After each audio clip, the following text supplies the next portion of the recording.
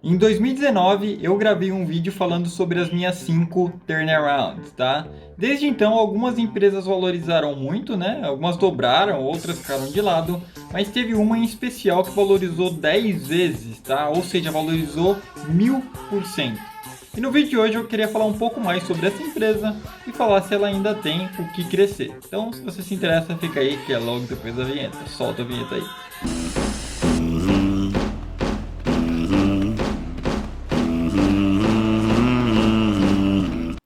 E aí, pessoal, o Nicolas aqui. Bom, então a empresa é a GPCP3, tá, pessoal? Ou GPC Participações. Então aqui eu peguei o gráfico mais ou menos da época que eu gravei o vídeo até agora, né? E aí vocês notam aí que ela valorizou mais de 1000%, tá? Aí vocês podem falar, mas Nicolas, quando você gravou o vídeo, o preço da ação era mais ou menos R$ 10, né? Por que agora está mostrando que é R$ 1, né, pessoal? Porque ela passou por um evento chamado desdobramento ou split, tá? Ó, tem um Szinho aqui falando disso.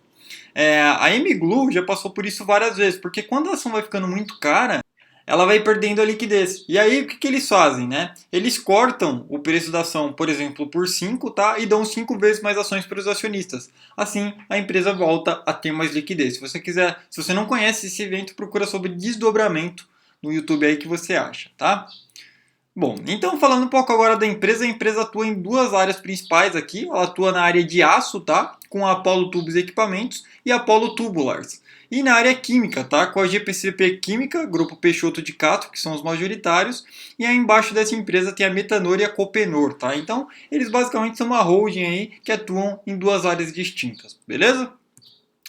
Bom, falando mais especificamente aqui da área de aço primeiro, né, através da Apollo Tubos e Equipamentos, o objetivo dessa empresa principal é a exploração da indústria do aço em todas as suas modalidades, em especial a fabricação de tubos para o mercado de construção civil, infraestrutura e automobilístico.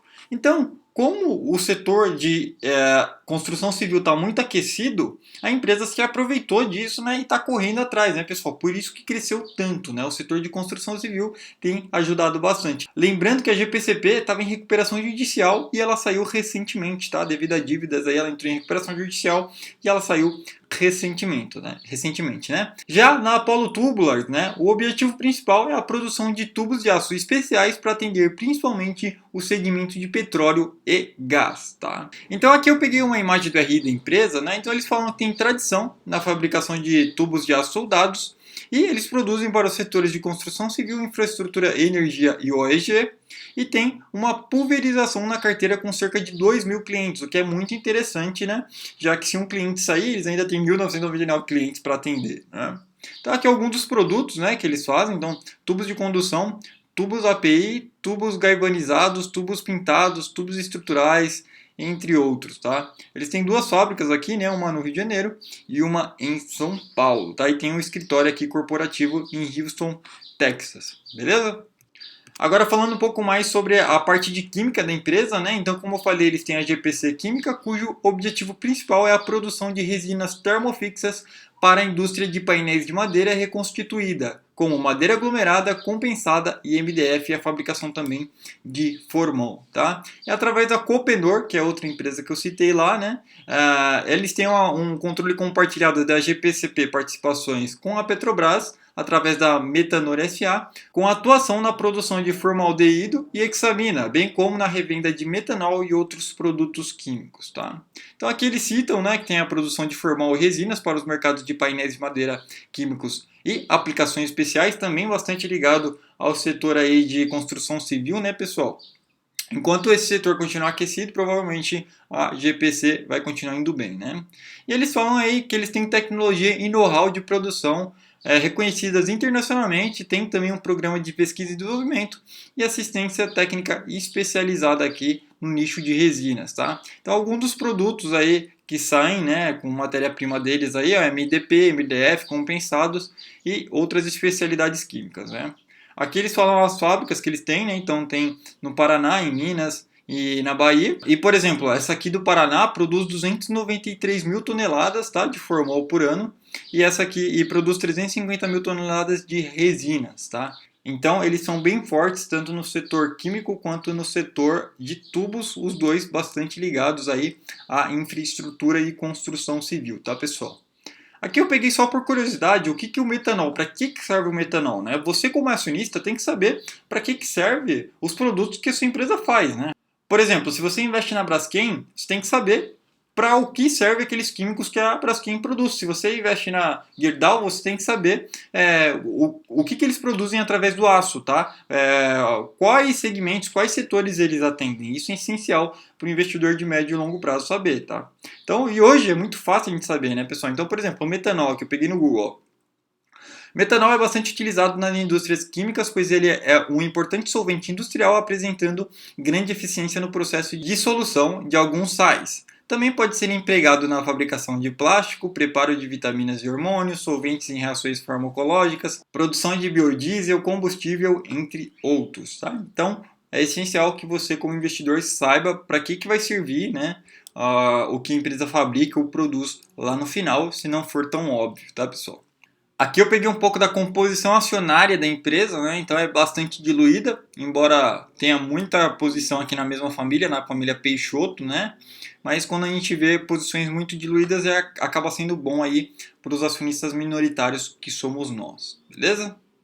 Agora falando um pouco dos números da empresa, né? Então eles faturaram 910 milhões aí de reais nos 9 primeiros meses de 2020, tá? 565 milhões vieram do setor químico e 344 milhões vieram do setor de aço, tá? Então eles têm mais receita química do que de aço, tá? Olhando aqui um pouco dos números históricos da empresa, a empresa está batendo um recorde de receita líquida aí, com 915 milhões, recorde de lucro bruto com 192 milhões, recorde de EBIT e recorde de lucro líquido, né? Então a empresa vem crescendo aí bastante, principalmente a receita aqui, ó, vem bem perene, né, crescendo aos poucos desde 2015 e explodindo mais agora, também devido ao aquecimento do setor de construção, né? Falando um pouco sobre os indicadores da empresa, né? Então eles tinham um PL de 7,34, não preço sobre lucro de 7,3, o que é bastante interessante, né? Abaixo de 10 costuma ser bem interessante, geralmente, tá, pessoal? Quanto menor, melhor. Tem um PEG Ratio de 0,03, que é um indicador muito utilizado por Peter Lynch. Tem um vídeo desse indicador aqui no canal, tá muito baixinho, né? Mas do jeito que eles calculam aqui não é legal, porque eles calculam o crescimento de um ano para o outro. Isso pode enganar um pouco o acionista, então no caso da GPCP aqui é melhor descartar esse indicador por enquanto. Eles têm um EV/EBITDA de 5,27, o que é bem interessante, um EV/EBIT de 6, tá? Quanto menor melhor esses dois também. Os dois bastante interessantes aí abaixo de 10, tá? A dívida da empresa, que foi o que causou a recuperação judicial no passado, está bem equilibrada atualmente. Então eles têm uma dívida líquida sobre o patrimônio líquido de 0,33, muito controlado. Dívida líquida sobre EBITDA de 0,59, também muito tranquilo, tá?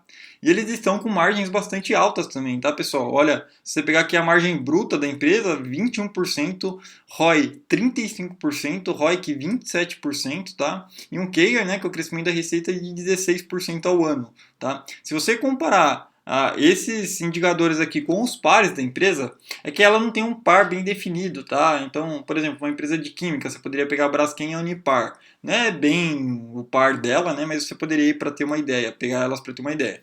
Você vai ver que as margens da GPCP aqui estão muito acima da Braskem e da Unipar, tá? Tanto o ROI, o ROIC também bastante acima, tá? Então, pode ser uma oportunidade. Ela continua aí sendo uma oportunidade bem interessante. Nicolas, você acha que ainda vale investir na empresa, mesmo no preço atual? Bom, pessoal, antes de falar sobre isso, eu queria fazer um convite para você. Eu gostaria de convidar para o programa Fortunato Society, tá? É um programa onde eu vou abrir a minha carteira em tempo real, vou fazer lives exclusivas, vou ajudar pessoalmente investidores iniciantes e vou criar uma irmandade para as pessoas se ajudarem muito mais, tá? Para quem não sabe, a minha carteira é dividida em três, tá? Minha carteira de ações é dividida em quatro, na verdade, com a parte internacional. Mas no Brasil são duas carteiras aí com base em algoritmo e uma carteira não. Um desses algoritmos, tá? Desde 2008 eu fiz um backtest, rodei o algoritmo para trás para ver quanto ele teria rendido, rendeu 3.248% contra apenas 55% do Ibovespa. Então rendeu aí 32 vezes, né, pessoal? Que é um número bem insano, assim, muito forte, né? E se você quiser saber aí um pouco mais da minha carteira, quiser saber da minha carteira em tempo real e tudo isso, aqui embaixo tem um link para você se cadastrar, tá? Eu vou liberar inicialmente para poucas pessoas, E a primeira turma vai ser baratinho, então aproveita e se cadastra aí para você entrar nessa turma da Fortunato Society. Vai ser uma coisa bem legal aí e possivelmente vai mudar bastante os seus resultados, tá? Além disso, eu também vou falar do que eu estou vendo no mercado, eu vou falar algumas operações que eu faço, enfim. Vai ser um programa bastante interessante para quem se interessar, beleza? Bom, agora falando aqui se eu acho que vale a pena a empresa. Bom, pessoal, olhando aqui os indicadores, PL 7 baixo, margens altas, ROIC altos, tá? E crescimento forte, eu diria que a empresa não tá cara, tá? Eu não acho que ela tá mais tão barata quanto antes, mas também não tá cara, ela tá num preço bom. Eu acho que ela ainda está relativamente barata, inclusive ela está na minha carteira do Insta, que eu divulgo mensalmente, gratuitamente lá, que está rendendo uma tonelada. Se você quiser acessar lá, eu vou deixar o arroba aqui embaixo também. Então eu acho assim, cabe numa carteira diversificada, tá, pessoal? Se ela continuar crescendo desse jeito, tá? Ela tá bem barata. O problema é saber se ela vai continuar crescendo nesse ritmo aqui, tá? Eu acho que em 2022, mais ou menos, o setor de construção civil deve dar uma estabilizada e possivelmente a receita e o lucro líquido, consequentemente, da empresa devem se estabilizar também, tá? Mas eu acho que esse ano ainda tem crescimento para a empresa, ainda mais com esses múltiplos baixinhos e esse crescimento forte. Beleza? Bom, pessoal, então espero que você tenha gostado. Não se esqueça de deixar o seu like no vídeo e se inscrever no canal. Até a próxima, seja Fortunatus. Fui.